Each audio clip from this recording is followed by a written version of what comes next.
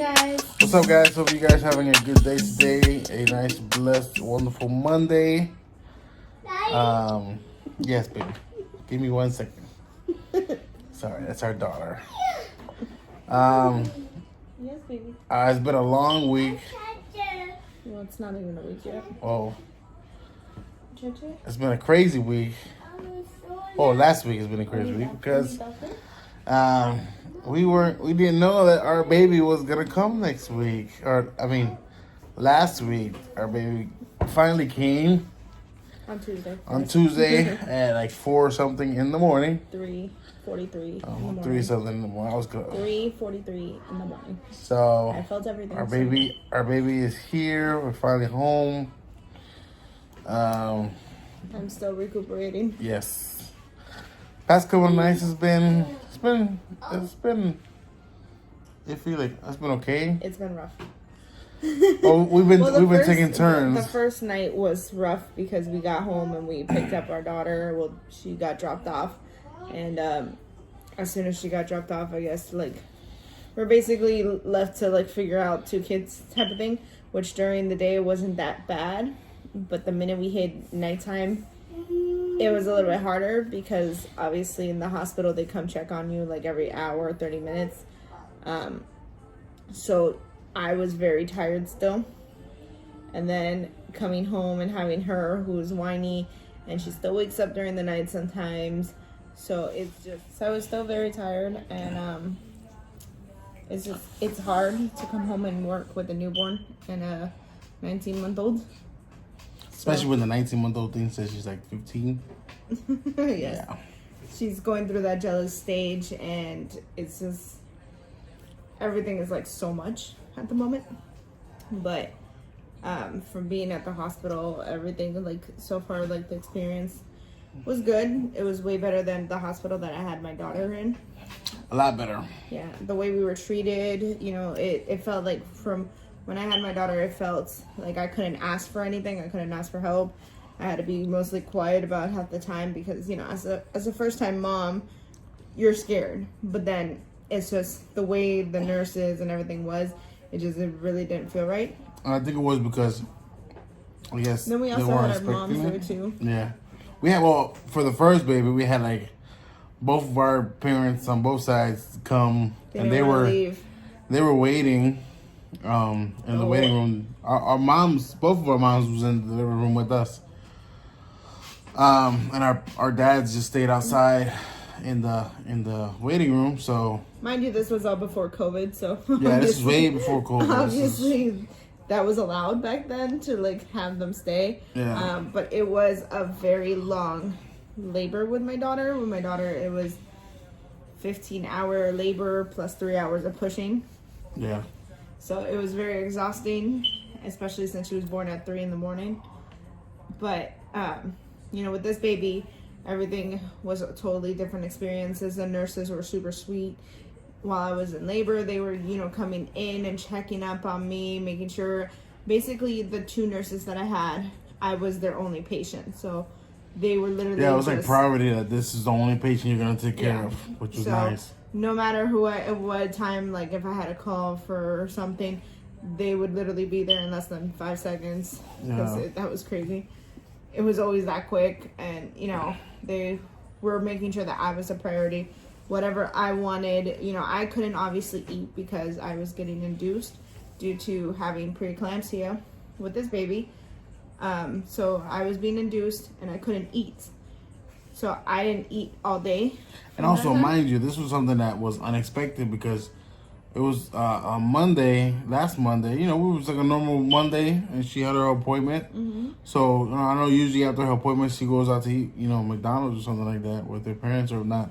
She'll eat something at her parents' house, but it was something that was okay, yeah, the baby is gonna be coming soon, so you guys need to. So she didn't eat, and I felt bad. That's why you guys seen the other video before. I ate my lunch in the cafeteria down there. Even though I was not allowed inside the cafeteria, but they had Subways, so I was able to eat some Subways. Which I was actually dying for some Subways for a while because we haven't had Subways in a minute. So luckily they had Subways. Now I don't want to see Subways forever anymore because That was Subways. Man, even late at night we had Subways at the hospital. It was just crazy. But the nurses, they did a phenomenal job. They took care of her like there was no tomorrow. Even me, they were always, you need anything, sir? You need anything, sir? And you ain't got to tell me twice. My only thing was I had a lot of heartburn, so I was like, can y'all bring me some milk? 'Cause, you know. Yeah, like it says, it's a different experience. With my daughter, I did have somewhat preeclampsia, but it wasn't as bad as this time with this baby. This time they were monitoring it from the beginning of the pregnancy. So that is also another reason why I decided to keep my pregnancy private, was because this was not an easy one. This was my husband, as a witness, and our close family know this was not an easy one. It was lots of doctor visits, Lots of false alarms. Yeah, lots of false alarms, lots of pain, lots of unexpected ways that it could have ended at any time. So I would rather keep that a secret, and if something did happen, which thank God that nothing did, but if something did happen, it was only between certain family that knew. Yeah, it would have been a lot more stressful if everybody knew and everybody asking questions. Oh, well, and this, what about that? Exactly, and kept asking and talking. Because then you have all those people that want to put their opinion in. Or stressing you out at the same time. So it's just, I was on the type where I was not supposed to be stressed out at all. So I literally had to be relaxed, because anything that brought up my blood pressure was very bad. So when we went to this last appointment, the doctor decided to check my blood pressure again and started asking me all the questions of all the symptoms that I've been having for the past week or 2 weeks and a half. And, he noticed that the preeclampsia was starting to get more worse due to what he was seeing and what I was telling him. So he decided to go ahead and induce me that day. I was on the verge of being 37 weeks the next day, so I was just honestly almost full term, but not really. So I had to get steroid shots. I had to... They give everything, man. Yeah, I literally had to get everything, make sure I was being monitored for the baby's sake and for my sake, and just, it was stressful being in there, but at the same time, it was nice and peaceful when it was just me and him, We were there. It was more calmer this time than, it was having, not for nothing, having our parents there was because then they would keep entering and leaving the room, or they would keep getting phone calls going, is there anything happening? Not only that, then we'll be worried and making sure, because, our parents obviously died. Some of them have diabetes, high blood pressure. Trying to make sure that they are eating and they're, they're okay. And considering it caused a lot more stress. Yeah, and considering that it was also a 15-hour labor for, for my daughter, it was 15 hours that we had to make sure our moms that were in the room with us were okay, our dads that were out there were okay, that they had food, that they were, getting some sleep. And, so it was, say hi.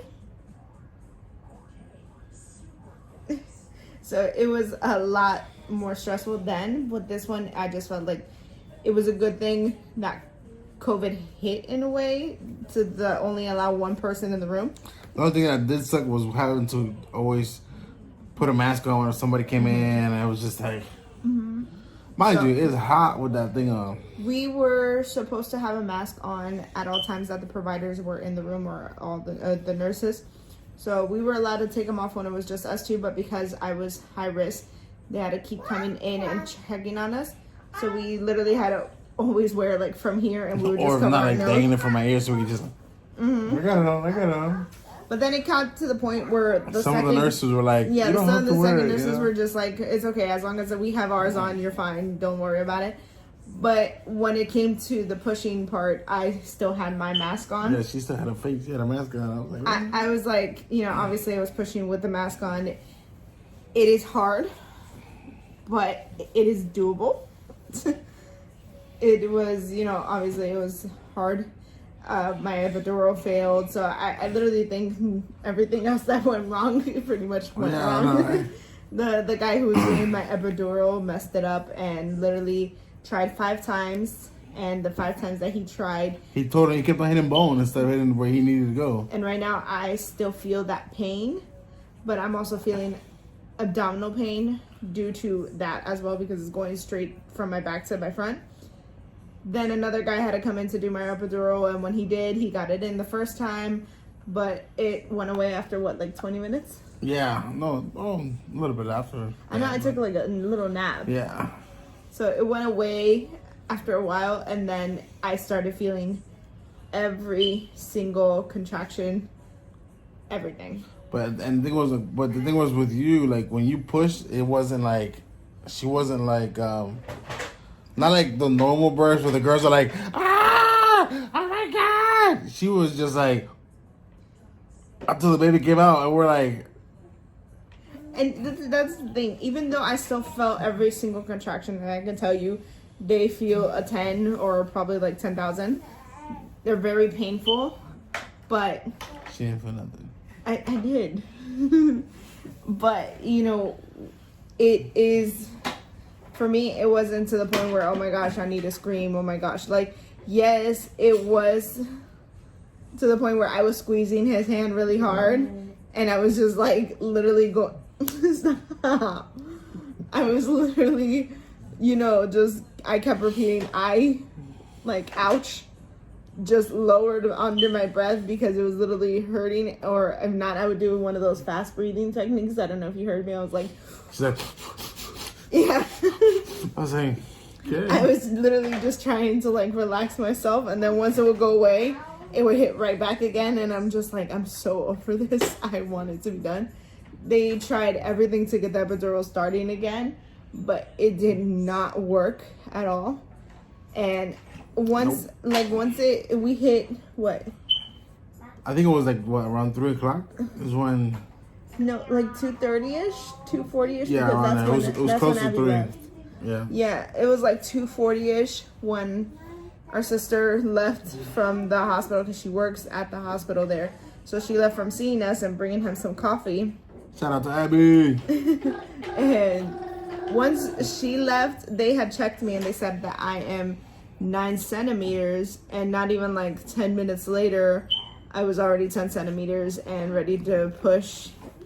And it literally took 4 pushes. It was funny because the nurse came in, she goes, whenever you feel like, and she's like, yeah, my body's like, I feel like my body's telling me I need to push this baby out. So she went to go check, and then all of a sudden she was like, usually when they tell you, you know, when you're in labor and you're 10 centimeters, your body has a feeling where you have to go to the bathroom, like you have to poop something out.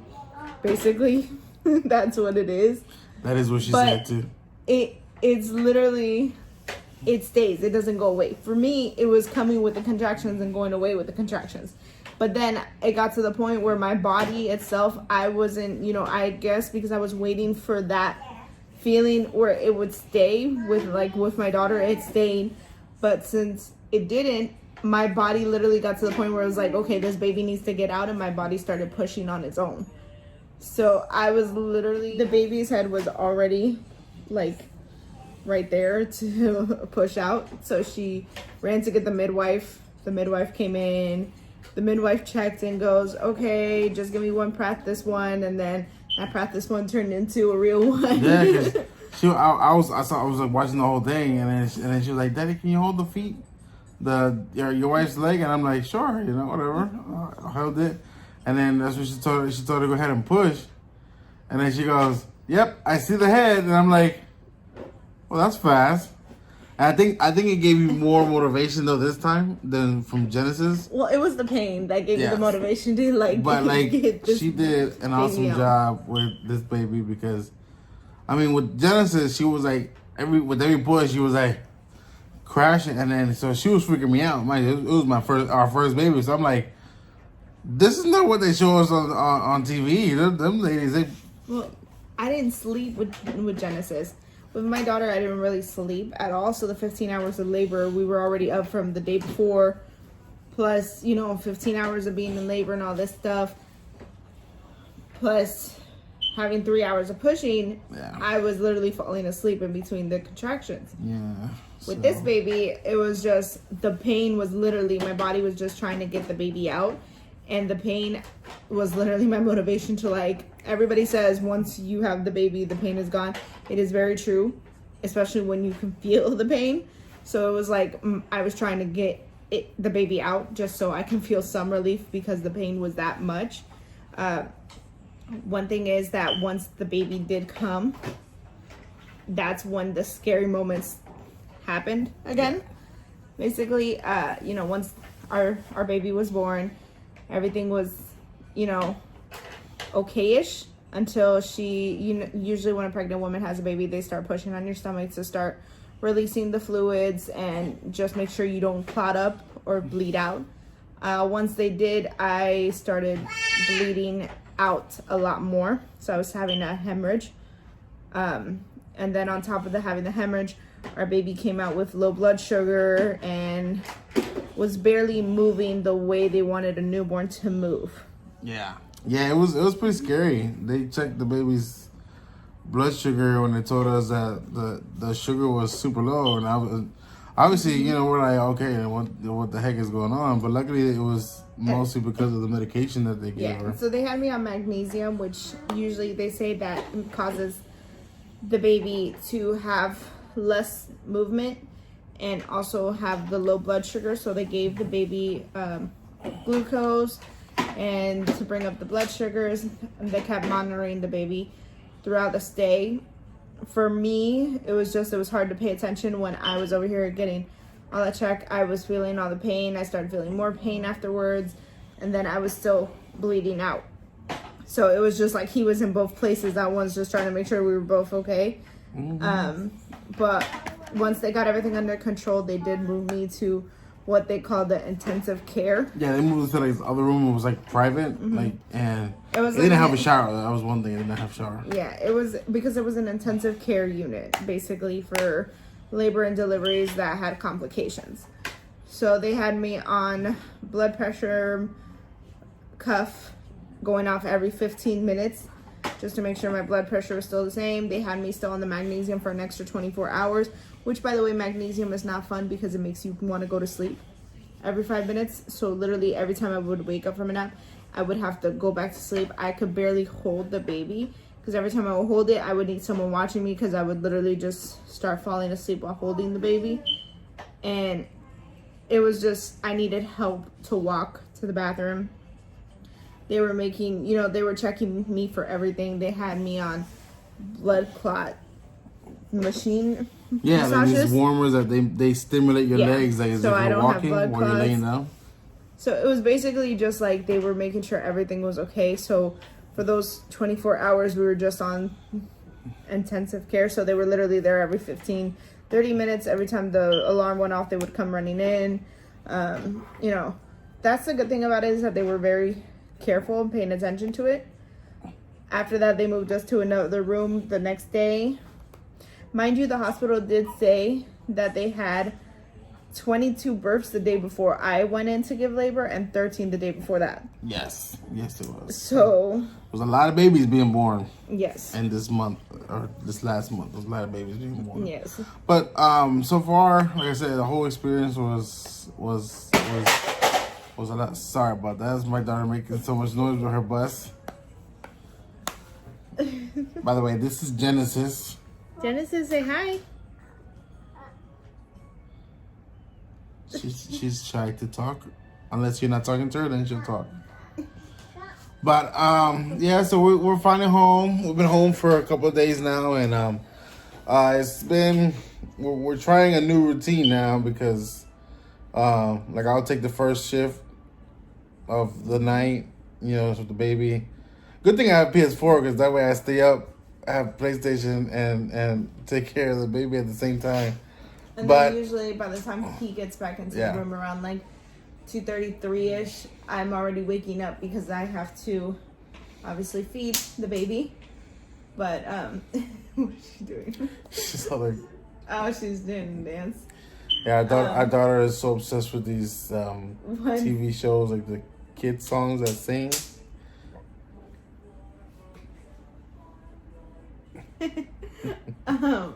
Once I get up, he goes to sleep, and then I stay up basically the rest of the other half of the night, which is basically almost all morning. Unless the baby decides to sleep, then she's good to sleep. But if the baby doesn't, like last night, I will literally be up almost all night with both kids because she still wakes up, and she's very fidgety if I'm not laying down next to her. She's very fidgety. So we're trying a new routine. It is hard, but it's getting there little by little. Yeah, I think it's working out that way, especially when I go back to work, and other plans that we have. Like I just mentioned in the other video, hopefully, God willing, I will be starting barber school, and I'll be doing the night classes. Which luckily, when I get out, I can just come straight here and take my shift with the baby. So yeah, we got a lot of stuff coming up that are gonna be beneficial. Like I said, I'll be a licensed barber soon once I finish everything, and hopefully, the dream is to start your own business. So hopefully, I'll start my own business. She's got a couple things that we'll be doing soon, later on this year or next year, depending on what God says first. Like we did mention in the other video, we are a Christian-based family, and we always put everything in God's hands first, because if you don't, nothing will turn out right. And we've learned that through the years of us being Christians our whole life. And so we just wanted to give you guys a quick update on the experience, and now that we're finally home and we're trying routines. That's the one thing, the baby can eat a lot. She can too. Because if it ain't milk, But yes, so I think we're gonna close out this video here. The wife went to go feed the little monster, the little baby. I'm just kidding. So yeah, please stay tuned for the next videos. Unfortunately, we weren't able to catch our family's reaction to the baby like we wanted to. Yeah, it was just like as soon as we got home, boom, everybody decided to come, so we weren't really able to get the reaction. But I will post up a picture later on of Genesis's reaction with the baby, and she loves the baby. She said that's her baby, nobody else's. It's not mama's, it's not mine. It's her baby. She pushed it out and everything. It's her baby.